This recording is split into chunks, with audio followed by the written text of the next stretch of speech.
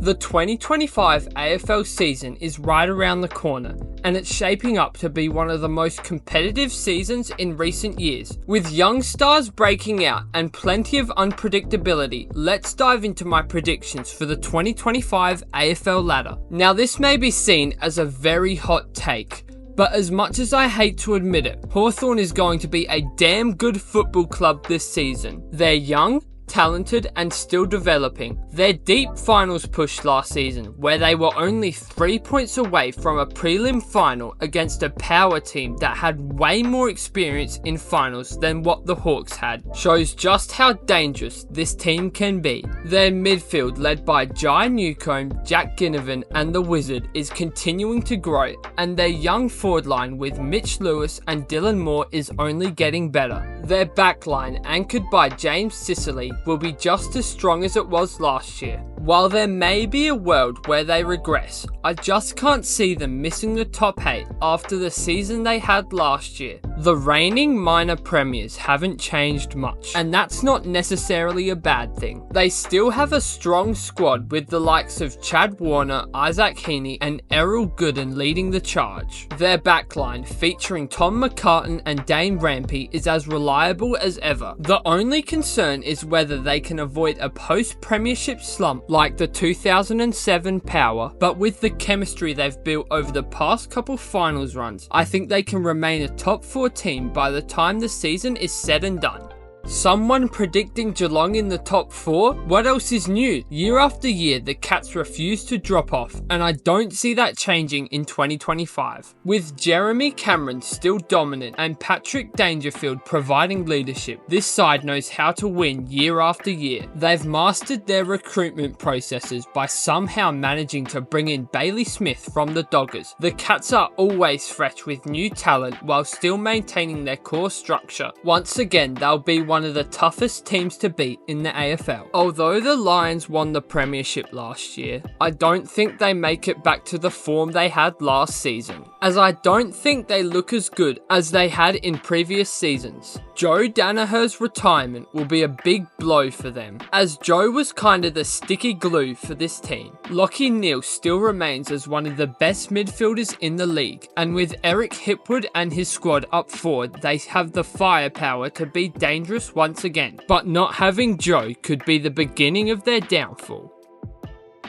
Injuries will make the start of the season rough for the Blues, but once they get healthy, other teams will need to watch out for them. With Curnow, De Koning, Mackay and Cripps, this team is stacked. Sam Walsh will play a crucial role in their midfield dominance, and their backline, led by Jacob Wiedering, is still rock solid. Jagger Smith tearing his ACL is a big hit, but I don't think it will matter that much for this season. I don't think the Blues will make the top 4 due to the probable slow start they will have, but a strong second half could see them sneak into the 5th spot. The biggest blow to Port in the off-season was the loss of Dan Houston to Collingwood, but despite this, they still drafted well. If Logan Evans has a breakout year, he could fill the defensive gap left by Dan Houston in the backline, and if Jace Burgoyne can emerge as one of their best players and have a breakout season like he had shown flashes of towards the end of the season and in parts of the finals run, he could help elevate this team massively. Connor Rosie and Zach Butters will continue to develop into elite midfielders, and Sam Powell-Pepper's return from injury and the addition of Jack Lukosius from the Dan Houston trade will give them an extra strong forward line. With this being Ken Hinkley's final season, the team will want to make one last finals push for him.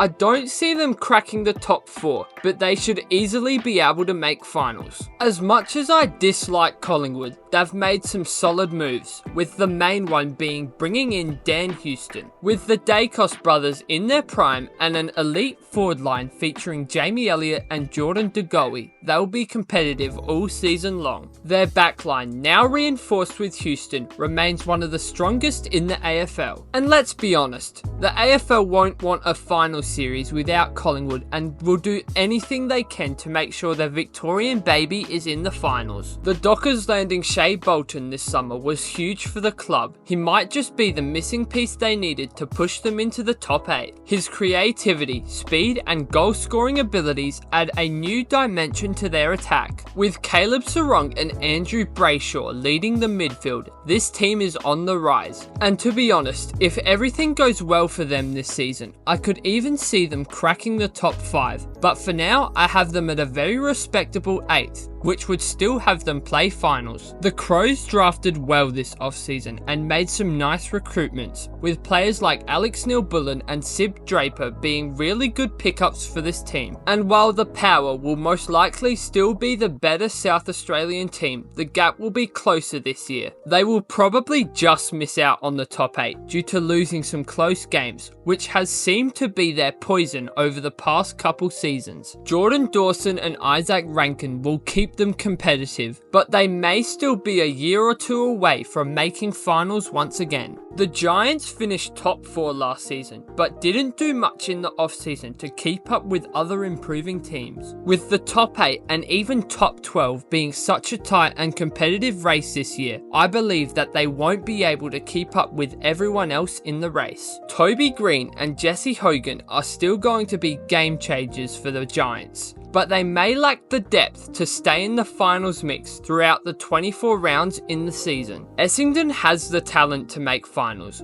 but their second half performances in previous seasons raise some concerns. If they can stay consistent for the whole 24 rounds, they'll be dangerous, but history suggests they'll fall off once the second half of the season starts. But trust me, I would love to be proven wrong and see Essendon have a strong second half to a season and be able to finish within the top 8. But until I see it with my own eyes, I'm going to back what history is telling me. The Suns are a young team that's quickly improving, but with so many teams fighting for a spot in the top 8, they'll likely miss out again. But I wouldn't be surprised if they can make the top 8. But I just feel like the teams above them are more mature and should be able to get into the top 8 easier than the Suns can. This should be another kind of nothing season for the Saints. Ross Lyon kinda goes nowhere with this team as they never seem to improve enough to make the top 8 spot. Ross Lyon's tenure should be in question because unless Ross Lyon or the Saints management make some big changes, this should just be another nothing season for the Saints. The Bulldogs core has stagnated, and with Bailey Smith leaving for the Cats, their core is even more stagnant than it was last season. And with Luke Beveridge's coaching not ever evolving, I feel like they need to hit the hard reset button and get a new coach and let their core go. The Melbourne Demons are no doubt still a very talented team, but their list is aging, and with Alex Neil-Bullen leaving for the Crows, there will be a big hole in their forward line, and no doubt those key departures will hurt their season a lot. Again, I believe that the Eagles really don't make much more noise than they did last year, but I believe that Harley Reid will have a breakout season and become one of the best players in the AFL as he matures and settles into his AFL career. The Eagles are a young and up-and-coming team, so the question is,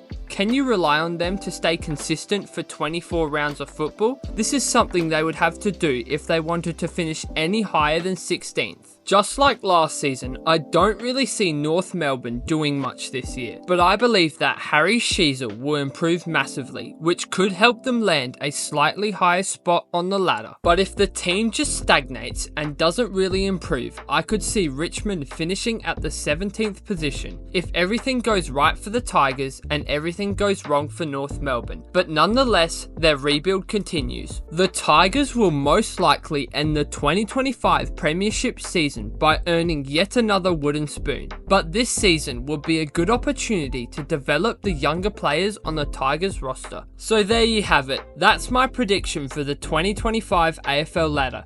Do you agree or disagree? Let me know in the comments below, and don't forget to like and subscribe for more AFL content. Thanks for watching and goodbye.